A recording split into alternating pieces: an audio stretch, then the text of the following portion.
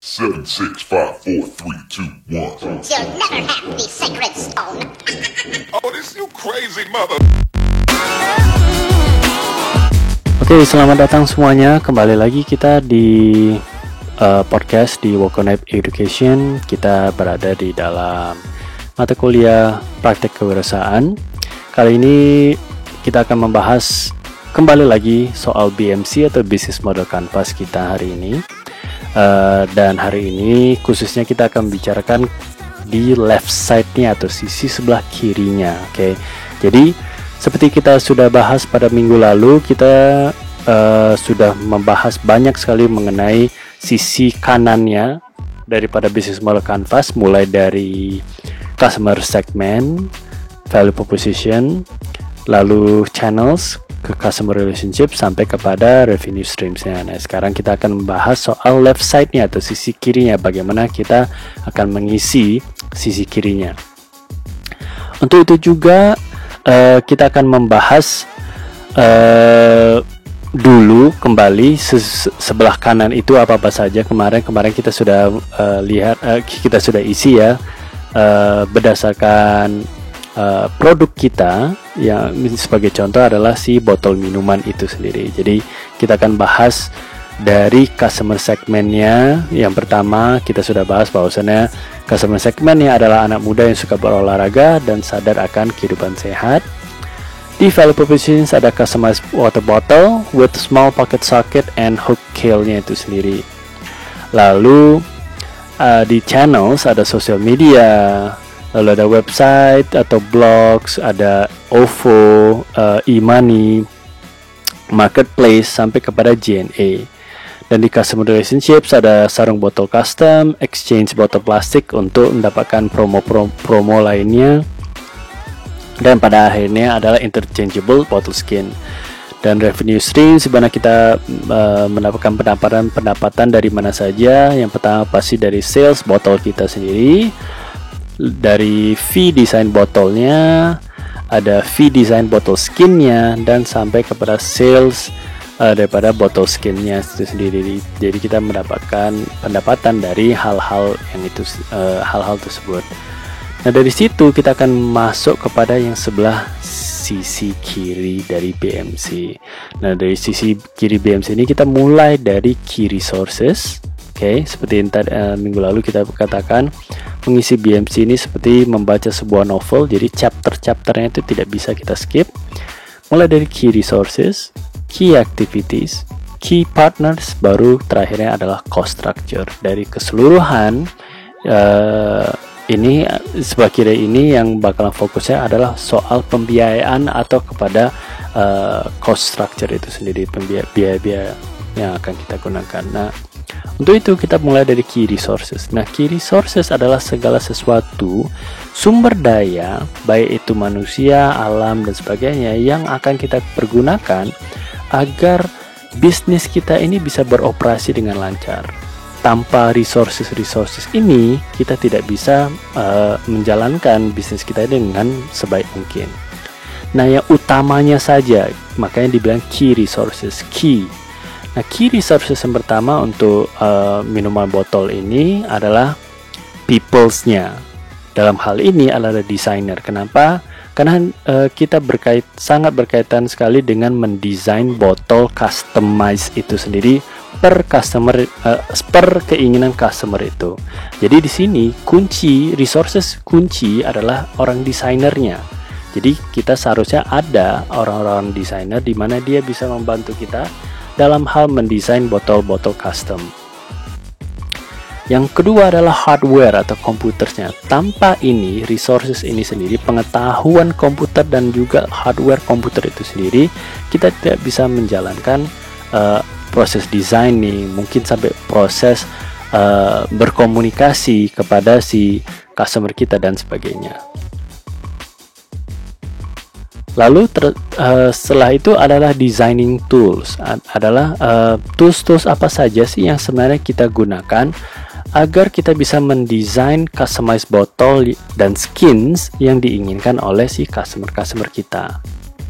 Nah, lanjut adalah di key activities. Key activities adalah aktivitas-aktivitas yang utama yang harus kita lakukan sehingga memang operasi daripada bisnis kita ini berjalan dengan lancar. Yang pertama itu designing tentunya. Kenapa? Karena tadi kita sudah bicara bahwasanya kita ini customize botol dengan customize skinsnya juga sendiri. Sehingga yang pertama dan utama aktivitas yang dilakukan adalah desain daripada botolnya itu sendiri gitu. Loh Pak, kenapa botolnya nggak menjadi suatu aktivitas membuat botol dan sebagainya? Nah, itu nanti kita akan bahas di berikutnya nanti. Aktivitas kunci kedua adalah marketing. Tanpa melakukan proses-proses marketing ini, tentunya si calon customer atau customer kita itu tidak mengetahui apa-apa saja yang menjadi hal-hal baru atau yang kita tawarkan kepada dia, sehingga marketing ini menjadi key activities dia yang kedua. Nah, tadi kita bicara soal Pak, kenapa nggak termasuk membuat botolnya menjadi suatu key activities? Kenapa? Karena berikut kita bicara di key partners. Oke. Manufaktur botol. Jadi sebenarnya membuat botol bukan masuk ke dalam key activities. Dengan kata lain, kemungkinan besar karena belum ada pengetahuan mengenai bagaimana membuat sebuah botol, dan tentunya mungkin juga revenue modal yang diperlukan untuk memanufaktur sebuah botol belum tentu dipunyai, sehingga kita harus mencari partner-partner kunci. Rekanan-rekanan kunci di dalam hal ini adalah manufaktur botol. Kita mencari suatu perusahaan manufaktur botol yang akan memproduksi botol-botol tersebut, dan dari situ kita bekerjasama dengan mereka. Jadi sebenarnya kita hanya mengambil botol tersebut dan melakukan designing luaran botol dan skinnya itu sendiri. Itu juga manufaktur skin botolnya juga menjadi rekanan kita selanjutnya, karena kita tidak memproduksi baik botol atau skinnya, tapi kita hanya mendesain luaran daripada skin atau botol itu sendiri. Nah, dari situ baru kita bekerja sama dengan recycle industry, karena ini berkaitan sama yang customer relationships yang kita sudah buat di minggu lalu. Kalau kita ingat, customer relationships ada di situ adalah exchangeable bottle. Program exchangeable bottle ini adalah di saat mereka merecycle botol-botol plastik yang lainnya untuk mendapatkan suatu fee tertentu atau diskon tertentu untuk purchasing mereka di botol atau skin berikut mereka. Lanjut adalah yang terakhir, cost structure. Cost structure ini adalah segala biaya-biaya yang bakalan kita keluarkan di saat beroperasinya bisnis kita. Antara lain pertama adalah fixed cost itu sendiri. Fixed cost adalah segala biaya yang selalu tiap bulan pasti akan kita keluarkan. Baru ada manufacturing cost dan delivery cost-nya. Nah, inilah yang menjadi BMC sebelah kiri daripada bisnis botol customize ini. Sehingga kalau kita rangkum dia menjadi satu BMC utuh, bakalan seperti ini bentuknya. Dari customer segment, dari value proposition-nya, dari channels-nya, ya. Baru dari channels kita beralih kepada customer relationships, dan dari customer relationships kita lihat revenue streams. Dan dari revenue streams baru kita beralih ke sebelah kirinya. Key resources, ada people, ada hardware, ada designing tools, key activities, apa-apa saja jadi aktivitas utama kita, dan key partners kita itu siapa-siapa aja. Nah, dari sini sampai kepada cost structure kita sendiri, inilah BMC utuh daripada designing for customized bottle business itu tadi. Jadi inilah yang bakalan kalian coba sempurnakan di dalam bisnis kalian yang masing-masing kalian bawa. Oke. Nah, untuk itu juga perlu saya sampaikan kepada teman-teman sekalian,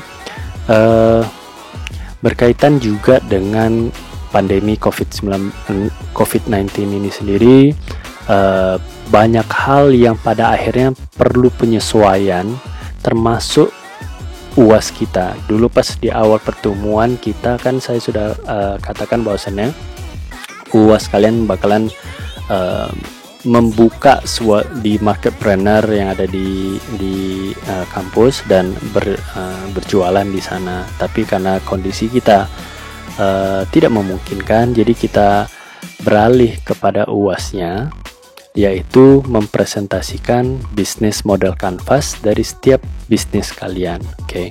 Ada dua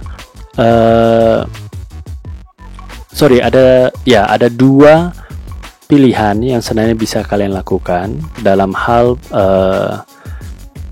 mempresentasikan bisnis model canvas daripada kelompok kalian atau bisnis kalian. Pertama adalah membuat video presentasi dari setiap anggota yang melibatkan setiap anggota mengenai bisnis model canvas kalian. Yang kedua pilihannya adalah membuat podcast yang mempresentasikan dan melibatkan seluruh anggota tim kalian dalam mempresentasikan bisnis model canvas bisnis kalian. Jadi ada dua pilihan itu, silahkan dipilih yang mana. Oke, dan itu akan menjadi UAS kita pada semester ini di mata kuliah praktek kewirausahaan. Nah, untuk itu juga di dalam kaitannya bisnis model canvas ini, penyempurnaannya sampai kepada nanti menjelang UAS, silakan nanti berkonsultasi kepada saya, mana tahu ada yang ingin kalian tanyakan atau ada yang ingin kalian konsultasikan mengenai BMC ini, silakan, supaya nanti pas saat ujian kalian sudah sempurna dalam hal atau sudah siap dalam hal membuat presentasi bisnis model canvas bisnis kalian. Jadi itu saja pertemuan kita hari ini, cukup singkat, semoga bermanfaat. Assalamualaikum warahmatullahi wabarakatuh.